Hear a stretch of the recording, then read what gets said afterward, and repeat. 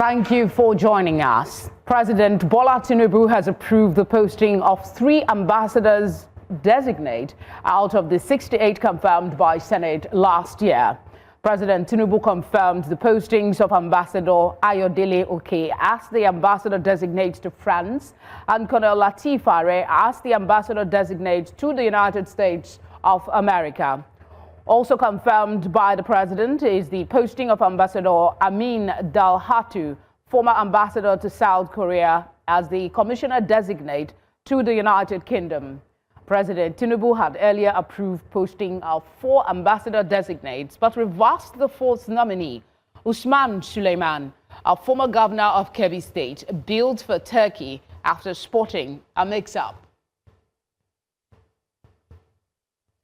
The United States has expressed worries over Nigeria's inability to protect Christian communities following the abduction of 177 worshippers in Kaduna State.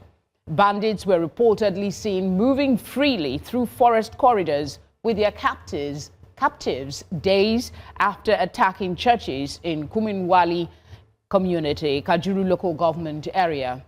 11 victims managed to escape, while 166 remain in captivity. A high-level U.S. delegation arrived in Nigeria for a week-long diplomatic tour to review counter-terrorism measures and the protection of vulnerable religious groups across Africa, the Middle East, and Europe.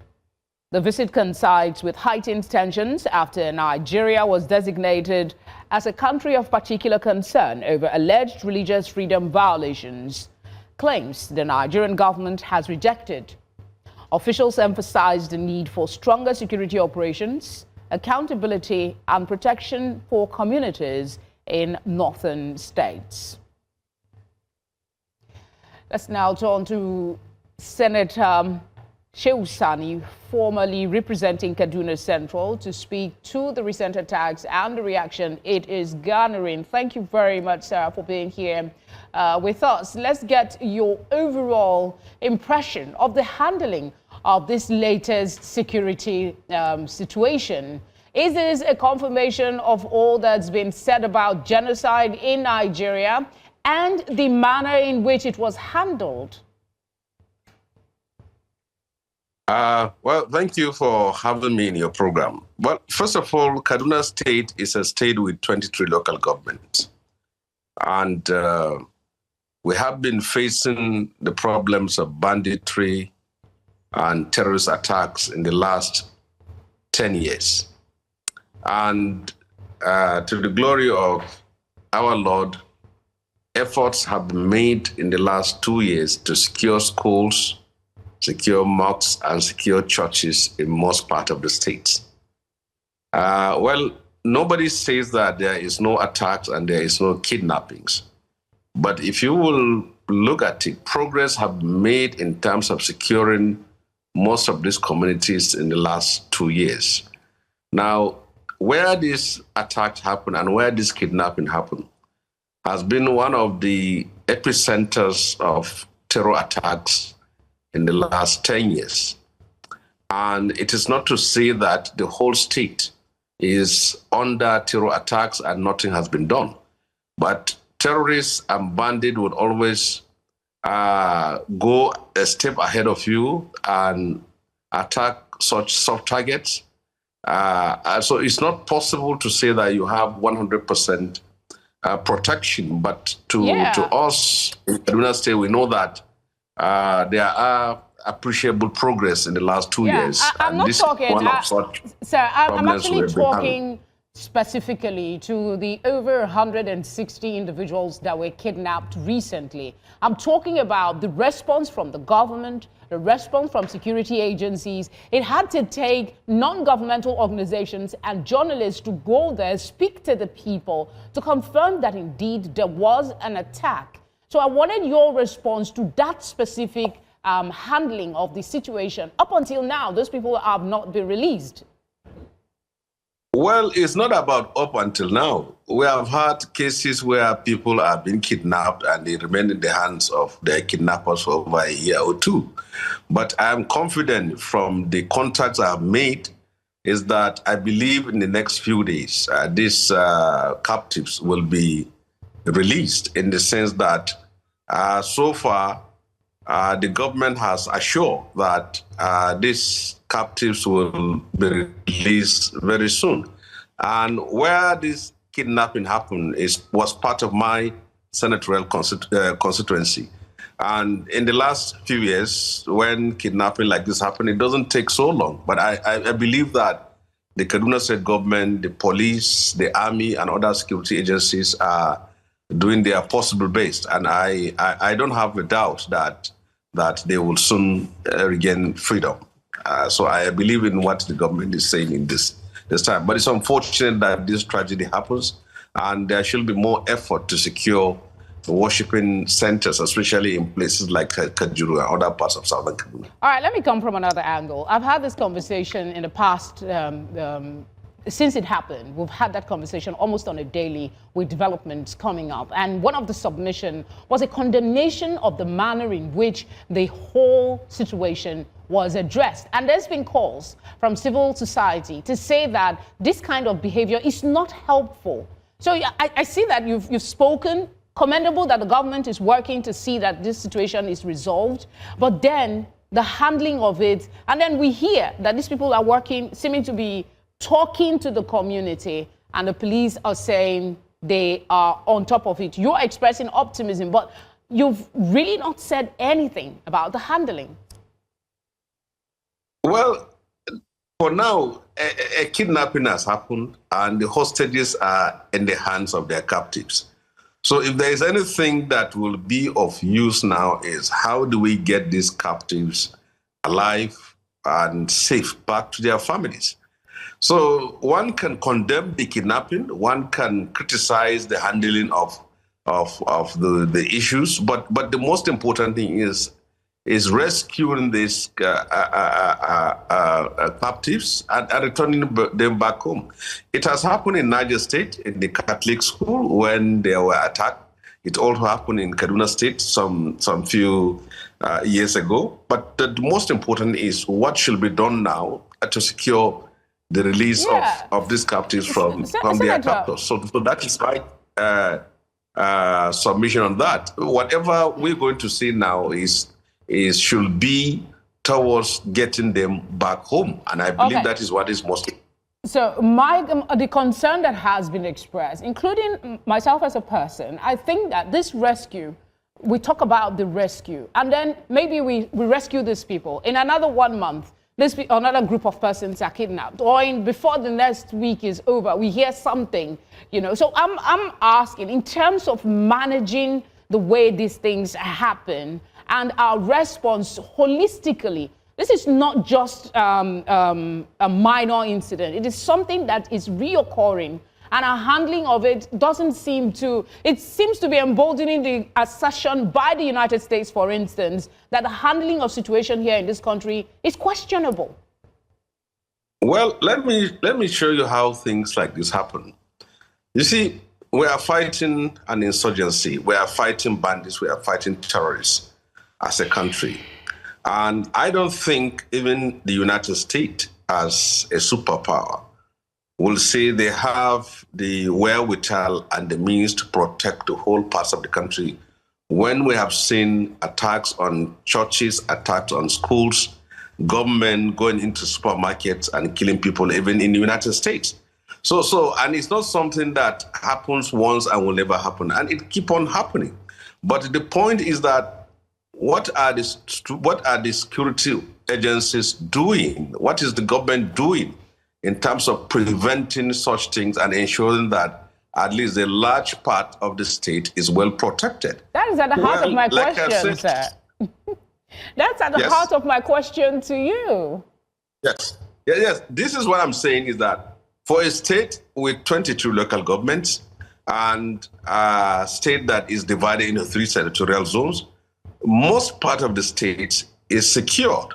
And these incidents that happen, I believe that is part of what these terrorists usually do when they see that other parts of the state are well insulated from their actions.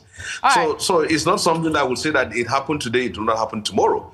But the most important thing is that government should step up its effort using technology and all the resources it has to protect worshiping centers in 50 seconds. So that is what needs to be done for now. All right, quickly, I'm told we're almost out of time. We understand the high-level delegation from the U.S. is here for a week-long diplomatic tour to review our counterterrorism measures. What are your thoughts about this, this interest by the U.S. and this seeming collaboration that has happened since late December to now between Nigeria and U.S. in terms of our fight against insecurity? Well, as a country, we need support. We need the support of the United States. And I'm very much glad and happy that the U.S. is now going to work in tandem with Nigerian security, in partnership with Nigerian security agencies to address this problem. Terrorists and bandits have been attacking our people, have been killing our people, have been kidnapping our people for almost 1.5 decades. And technology is very important. And I think the expertise, the experience of the United States will help a lot. So I'm very much impressed, and I hope that this will be the beginning of the end of this terrorism and terror attacks we have been experiencing in the northern part of Nigeria. These bandits are not people whom you can just trust or whom you can simply agree with that when you say this, they will not go the next day. So using technology and giving our security agencies the necessary training and speciality in terms of tracking down these terrorists and exterminating them is what we need. So I very much welcome this partnership, and we hope it should be sustained, and their spread should go beyond a section part of the country. It should go to the whole parts of the country to ensure that our people are secured. So United States is very much welcome. Any country in the world that wishes they want to help us, they should come and help us to address this problem. Not just say that you sympathize with us or you condemn terror attacks against country. The interest the U.S. has shown in terms of addressing this problem, something that is commendable. Senator Shehu Sani, thank you very much for obliging us tonight. Thank you for having me. Coming up, Rivers High Court adjourns suit by Governor Fubara and his deputy challenging their impeachment process. Stay with us.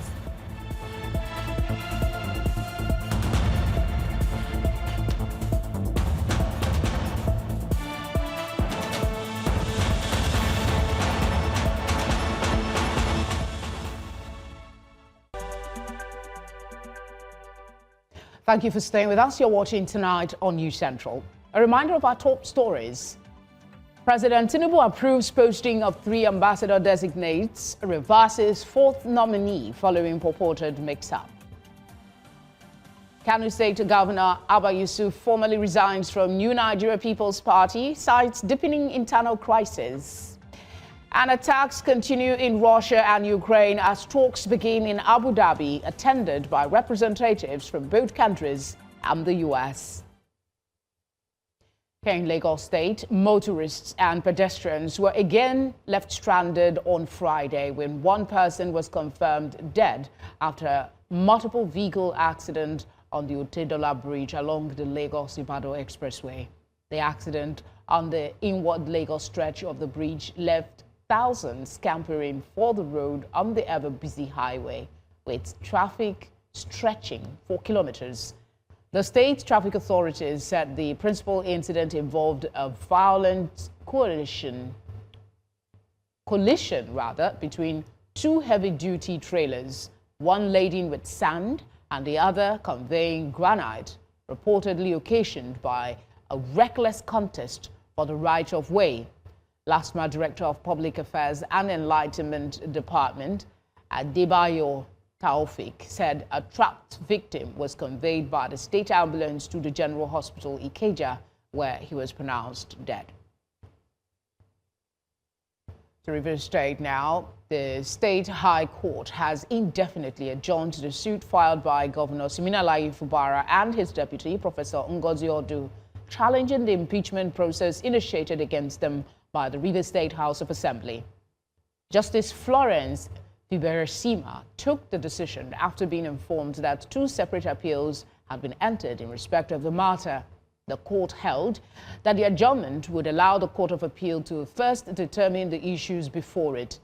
The development comes amid an earlier interim injunction granted by the same court, which restrained the Speaker, several lawmakers, the Clerk of the House, and the Chief Judge of the state from taking further steps towards the impeachment of the governor and his deputy. The injunction barred the forwarding or consideration of impeachment notices or related documents for the purpose of constituting an investigative panel over the alleged gross misconduct. To education matters now, the federal government has announced plans to scrap the higher national diploma dichotomy.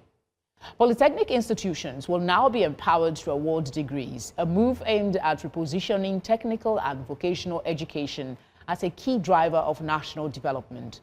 The announcement was made in Abuja by the Minister of Education, Dr. Tunji Alausa, while addressing a high-level retreat of council chairmen, commissioners of education, rectors, registrars, and bosses. The minister described the policy as a landmark shift that will end decades of discrimination against polytechnic graduates and elevate polytechnics into centers of excellence.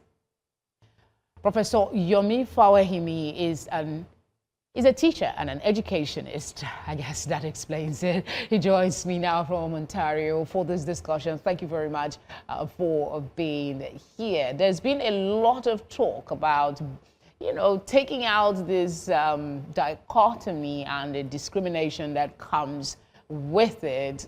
We hear there's a new policy, but what do we know about it and what are your thoughts? Is it a policy that is in a document form that we can see now, or it's just talk? Okay, thanks for having me. Great question. If you notice, we have had this conversation with some of the changes and reforms the current Minister for Education has tried to do, Dr. Lausa. And the question I always ask, if you remember, is what is the problem that he's trying to solve? I sometimes struggle to see him make change, but not knowing what exactly is the problem he's trying to solve. Polytechnic education is not defined to be the same as university education. The purpose, the structure, the staffing of a polytechnic is different from that of a university. Therefore, to say that you want to remove the dichotomy between HND graduates and BSc negates the whole conversation. Remember, the same minister was in a meeting, the JAM policy meeting that was held last year. He sat in that meeting and they agreed to fix cutoff marks. That man was in that meeting when they fix a higher cutoff mark for universities versus polytechnic versus college of education. It did not say there is no need for discrimination. So in getting people into those two great institutions, this man supervised a discriminatory process that brought a higher cutoff mark to go to universities and a lower one to go to polytechnics. Then this man comes this year and says, when they now graduate, they are the same. What kind of system of contradiction is that? So that's from the point of view of admission, but from the point of view of design, and it's important for us to understand the purpose of each higher level of education. We have had cases in this country where these questions of we're going to abolish comes. I mean, he has not released any policy document because he did the conversation happened this week. Like he typically would do, he would just make an announcement and then people will be scrabbling for what is going to come out from it. But let us remember that this thing has been in the works for years. At the last assembly where we had late President Buhari as our president, there was actually a bill passed by the National Assembly. It was passed by the Senate. It was passed by the House of Rep on abolishing this dichotomy. The president did not assent to it. So the question is, you can't abolish the end of the process when you created the process to be different. My good friend will say that it is unequal to teach unequals as equals, because you designed the process. You called it a polytechnic. You call this one a university. You decided to lower admission requirement for one.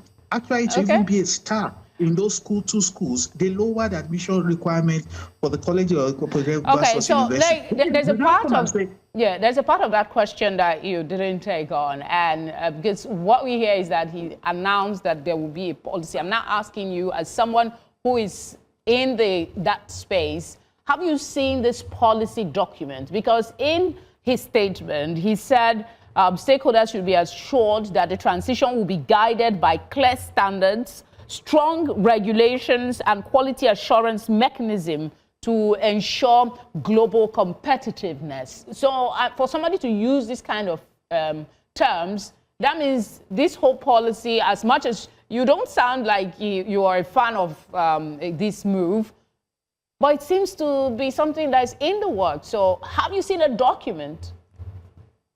No, he has not released a document. Like I said, he had a meeting with leaders of polytechnics and told them at that meeting. I don't know whether he said it to make them happy or whether because there's actually a policy document in the works, but he has not released any policy document.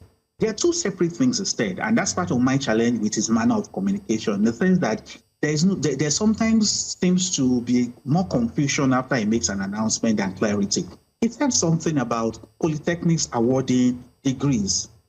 It's not a new thing. Some polytechnics currently award degrees in partnership with universities. Some colleges of education currently award degrees in partnership with universities. So that's not a new thing. We already had that's part of what he mentioned. Now, is he saying that the polytechnics will be able to award the degree on their own? That was not very much clarified. Then he now said the question of dichotomy between HND holders and degree holders. Again, it's not the Ministry of Education alone that should do that.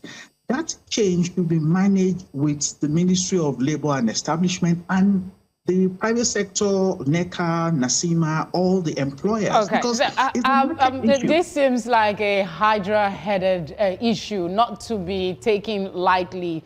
Decisions like this should be done in consultation. So how would you direct the minister's step in terms of his decisions with this HND dichotomy and the wish for these polytechnics to award degrees? As briefly as you can, please. We're out of time. Yeah, I mean, just learn what has happened. Don't try to pretend as if you are doing something new when it's not new. Just learn what has happened elsewhere. What did the UK do? They had polytechnics, they had universities. They just took a decision, we are going to change some of our polytechnics to become universities. That was what was done. So you can learn from that process and copy it. Just take the polytechnics to universities. Then come to Nigeria, and he has done it. In the last couple of years, we have converted some colleges of education to become universities. So just come and do exactly the same thing. I feel Yaba Tech, Ibadan Poly, we can design a process. Maybe the question we really need to have is that maybe we do not need polytechnics as standalone. There's no reason why we can't say some polytechnics, not all, because we still need polytechnic education. Some polytechnics can become universities and they can run both diploma programs and also degree programs. Because currently the laws establishing Nigerian universities today allows them to run degree and also to run diploma. So it's to ensure that the polytechnics also have the same power to run degree programs and also run diploma programs. So you can go to the school and do your OND, HND, and also do your BSc. And that's what happened here. Yomi, thank you so much for speaking with us. Always appreciate your time. Let's head on now to Plateau State, where bereaved family members of the victims of Tuesday night's attack at a mining site in Wat village of Kuru district, just south local government area, are now left to mourn their dead. This brings to 19 the recent cases of attacks on miners at two mining sites in the Fan district, Bakin Ladi, and Wat village in the Kuru district, just south local government area. News Central's Chizoba Anyowe visited these two locations of these tragic incidents and now tells us more. It was yet another moment of agony, grief, and pain for family members of the slain victims as they are now left to mourn their dead.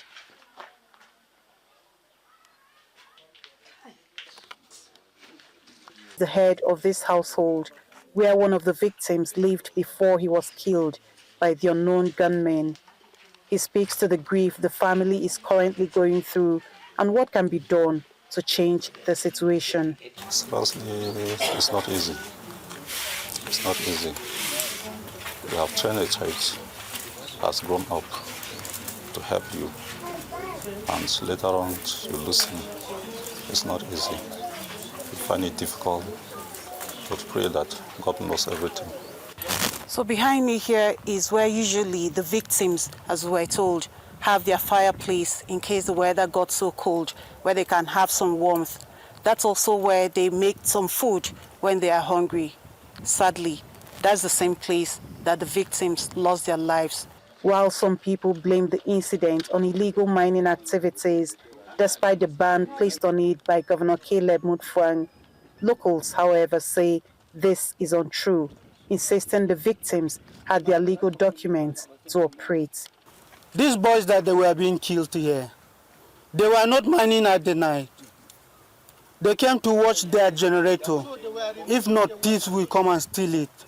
So they were not mining at the night. So they did not violate government law. And this place has been listed. It's not illegal mining because they are paying the revenue to the government. The money has to be gone because this way we're getting our money to pay our students' school fees. We're getting money to pay, to buy, to build our house, to buy fertilizer, and the rest of them. The Birom Youth Molders Association urges the government and security agencies to rise up to their responsibility to forestall further similar incidents. We are saying the government should be reasonable enough to come to our aid. We are crying, they are killing us, but yet government is still not protecting us. It's devastating. So I want to hold it there, and I pray that this should be the end, because no blood of a citizen that shall never go in vain again. This should be the last. In the past, victims of such attacks were usually buried in a mass grave. Now, News Central gathered that the families of these victims preferred to bury their dead independently. They said only 2 families agreed for their sons to be buried together in one grave. In Plateau State, for News Central, Chizoba Aniori. And the souls of the dead rest in peace. Still ahead tonight, South African court dismisses appeal to stop sale and export of artifacts linked to former President Nelson Mandela.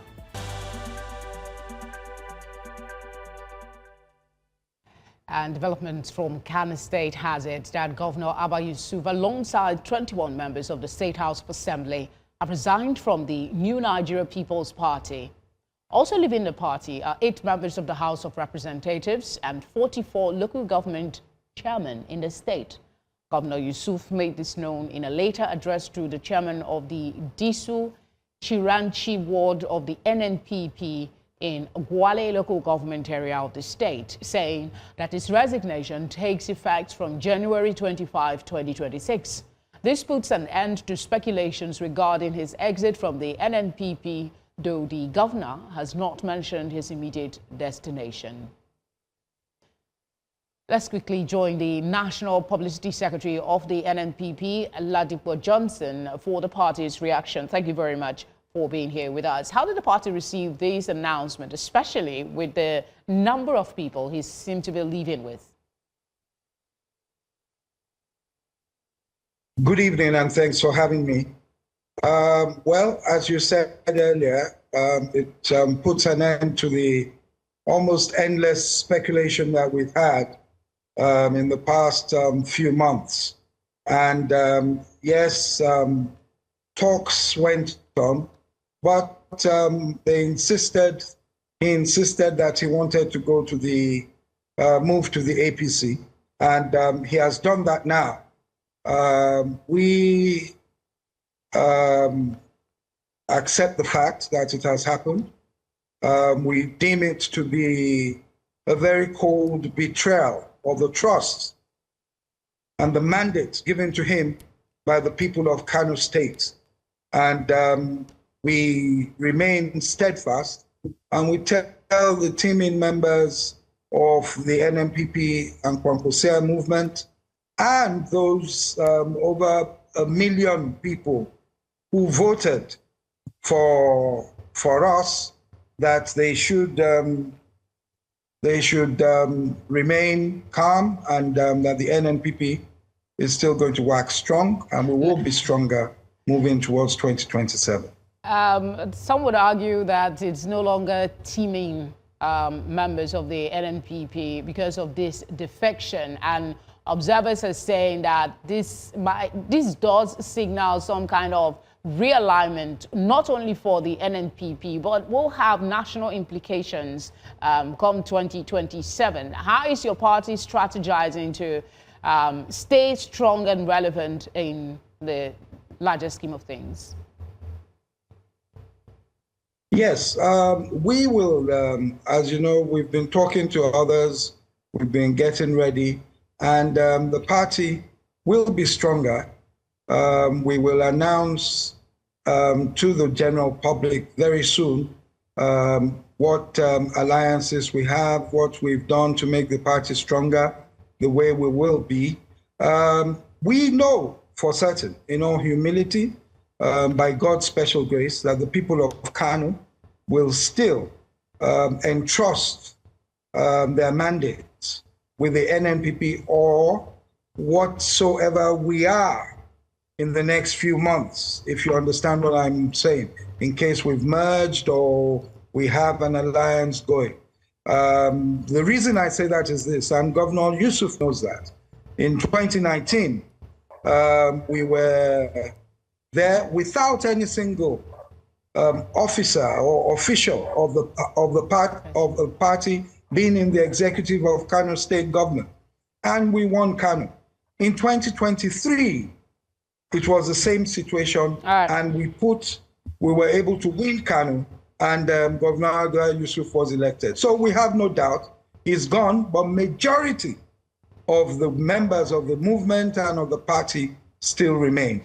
Okay. In any event, whenever you put people in position, you should know that the members of the party are more than the representatives that you have, Ladipo, we have to go now. You have in government.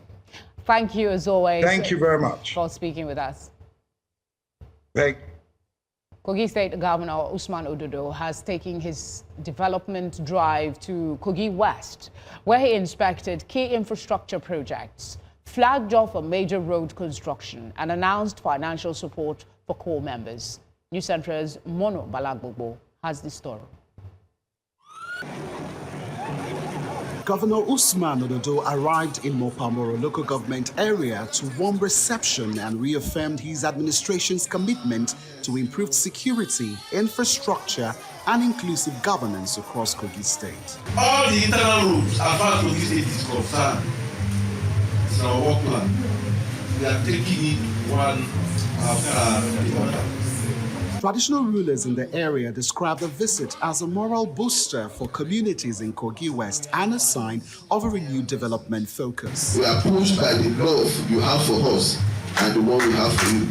Governor Ododo inspected ongoing and completed infrastructure projects focusing on inter-township roads and intersections which residents say are improving transport, farm access and local jobs. By the time I started building this house, this river, passed like this. But I don't know what to say, but I just thank you. At the Kogi State College of Education, Mopa, the governor inspected ongoing projects with management commending the impact on academics and staff welfare. 8 months ago, this place was just a thick forest. You took the challenge, opened up this place. Today, we have projects ongoing. I will always want to have value for every resources that we deploy. Not for my own benefit, for the benefit of our people and for the greatness of the land, Kogi State.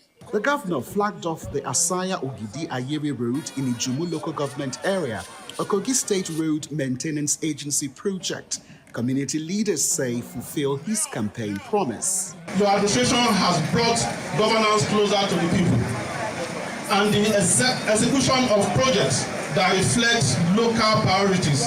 You gave this promise of this road, and today you are fulfilling the promise. Governor Ododo visited the NYC orientation camp in Asaya assuring core members of improved security and announcing 20,000 naira support for over 1,000 core members.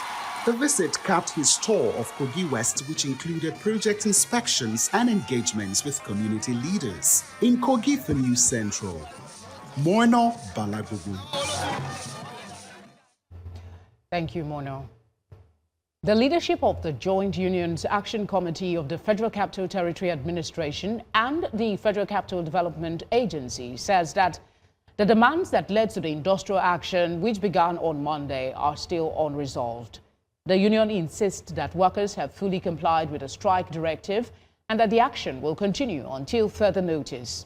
They also note that discussions held after the strike commenced have failed to yield any meaningful progress, adding that its grievances have been raised for several months prior to the action.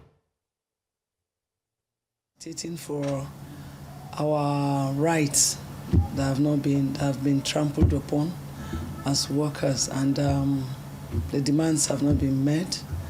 We talked about our wage award arrears, which has not been paid.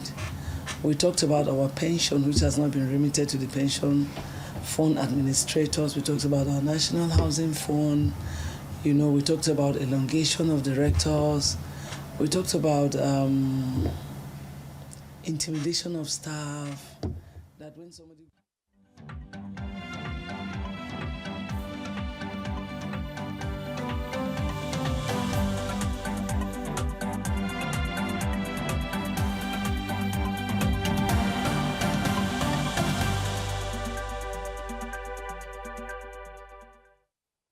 A South African court has dismissed an appeal aimed at stopping the sale and export of personal items linked to anti-apartheid icon Nelson Mandela. The ruling allows around 70 personal belongings connected to Mandela to be exported to the United States for sale.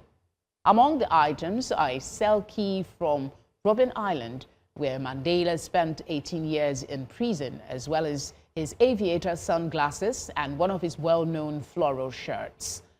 The artifacts belong to Mandela's eldest daughter and a former Robben Island prison warden who guarded Mandela during his incarceration.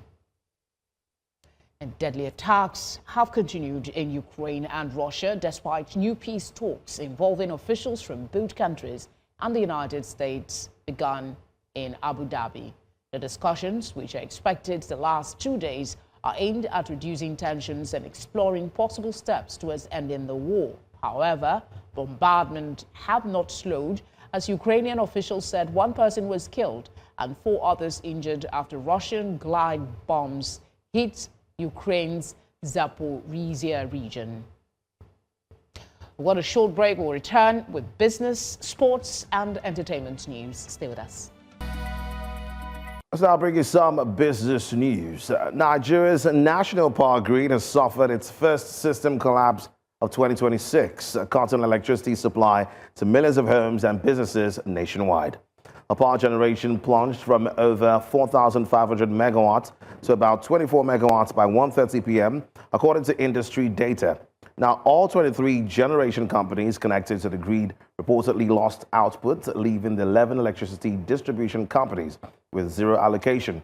The Transmission Company of Nigeria had not issued a detailed explanation at the time of reporting.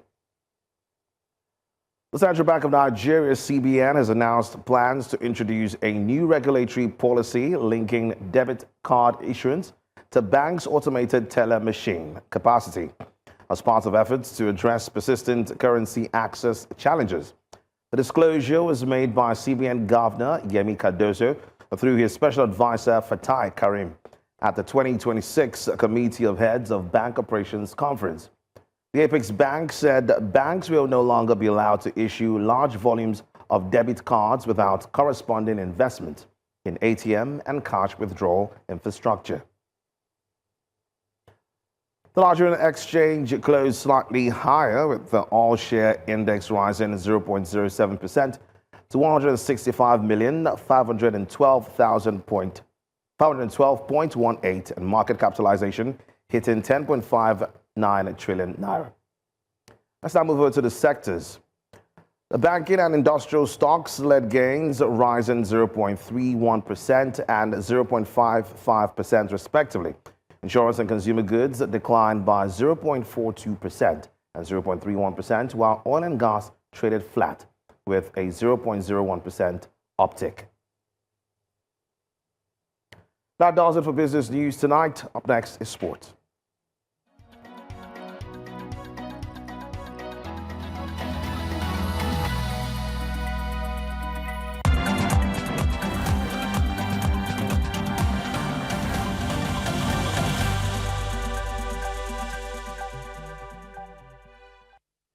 And in sports, organizers of the Niger Delta Games have reiterated the states will not be allowed to field non-indigenous athletes at the second edition of the Games scheduled for February 20th to 27th in Edo State.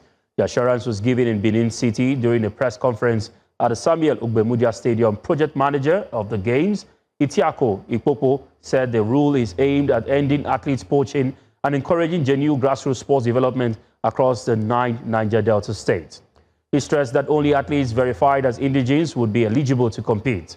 Ikpopo added that a monitoring and screening system has been put in place, while coaches have been urged to scout talents within schools and communities. The games are open to participation by only athletes aged 20 and below. And now to football. 9-time champions of the Nigeria Premier Football League, Eyimba, have been sanctioned by the MPFL for multiple breaches during their goalless match day 21 fixture against Barawo FC on the 18th of January 2026. The People's Elephants were found to have failed to provide adequate stadium security, allowing unauthorized persons into restricted areas and enabling supporters to harass match officials. Eyimba fans reportedly encroached restricted zones and held officials hostage for several hours, leading to loss of officials' personal items. The league imposed fines totaling 6 million naira. Additionally, Eyimba must play their next 3 home games behind closed doors. The club has 48 hours to appeal this verdict. Still talking football, record winners Alakli tightened their grip on Group A of the CAF Champions League with a composed 2-0 victory over Tanzanian champions Young Africans on Friday in Alexandria. Egypt forward Trezeguet proved decisive, opening the scoring just before halftime with a header from Mohamed Hani's cross. Alakli sealed the win in 75th minute, where Ima Ashore teed up Trezeguet, who, of course, out inside from the left and coiled a fine right-footed finish beyond Diarra. The Cairo Giants now top the group with 7 points from 3 matches. Young Africans remain second on 4 points, while Asfa and JS Kabili trail with 1 point each. United States forward Trinity Rodman has become the world's highest-paid female footballer after signing a 3-year deal with Washington Spirit, according to her agent. The 23-year-old daughter of former NBA star Dennis Rodman has been a free agent since her previous deal with the Spirit expired on the 31st of December. But a new deal, worth a reported $2 million a year, including bonuses, will keep Rodman with Spirit until 2028. This means she will overtake Barcelona midfielder and 3-time Ballon d'Or winner Aitana Bonmati. Rodman helped Spirit win the NWSL Championship in her debut season in 2021 and was named the NWSL Rookie of the Year. She has won 47 caps for the USA, scoring 11 goals since her debut in 2022. She scored 3 goals at the 2024 Paris Olympics, where the USA won gold. Her father, Dennis Rodman, won 5 NBA championships with the Detroit Pistons and Chicago Bulls. And that wraps it up on Sports Update. I am Favor Itwa. Tonight continues with entertainment.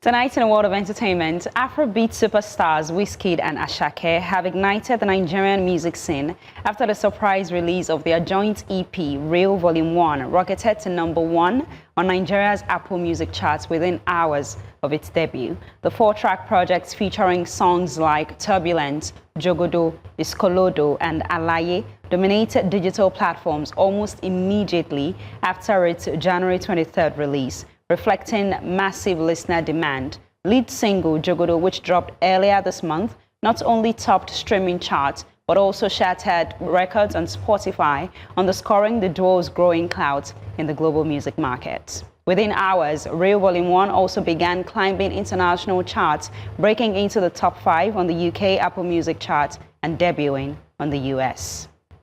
Moving on, Fugees rapper Pras Michel has been denied release while appealing his 14-year federal prison sentence. A U.S. judge ruled that Michel failed to show strong grounds for bail, citing the weight of evidence against him. Michel was convicted on multiple counts linked to an illegal foreign lobbying scheme involving Malaysian financier Jolo. While bail was refused, the court pushed back his surrender date to March 30, giving him time to continue his appeal. The rapper rose to a global fame as a founding member of the Fugees, alongside Lauryn Hill and Wyclef Jean. Now that's it on entertainment news for tonight. My name is Kate Adeogun.